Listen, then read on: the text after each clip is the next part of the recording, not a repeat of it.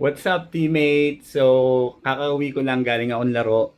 And for sure, kung napapanood nyo tong video na to, is available na highlights ng naging game natin kanina. Na mga hindi pa nakakapanood ng highlights, mas maganda na panoorin nyo muna. Nandyan yan sa Facebook natin.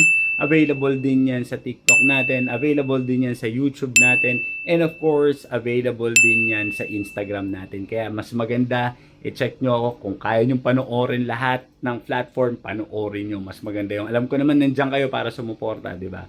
So, yun lamang po. Since nabanggit ko kasi kanina na today is Sunday, and alam naman natin lahat na kapag Sunday is family day. And of course, hindi matatapos yung Sunday natin nang hinahayaan lang natin lumampas yung family day. So, after natin sa hard court, ngayon naman, yayayain ko si Mrs. tsaka si Claire na kumain sa labas. Kahit dinner lang. No, at least ma-celebrate namin yung family day, makapag-bonding kami kahit papaano. Alam ko yung pagod na nararamdaman natin.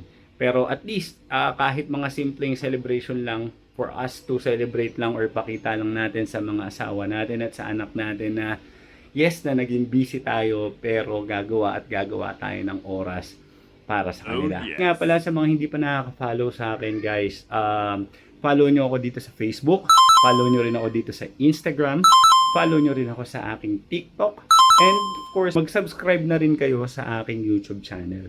Sige na guys, please. Malaking tulong sa akin yung suporta na ibibigay nyo. Kaya ngayon pa lang, maraming salamat. NANI?! Nagkaroon po ng aberya ang sasakyan.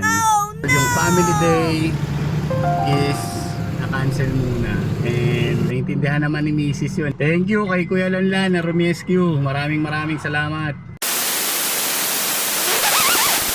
At syempre, kahit nagka-aberya, tinuloy pa rin natin yung family date. Sa buhay, marami talagang challenges na dadating sa atin. At hindi magiging reason yon para huminto o para tumigil. Tuloy lang ang buhay. Laban lang.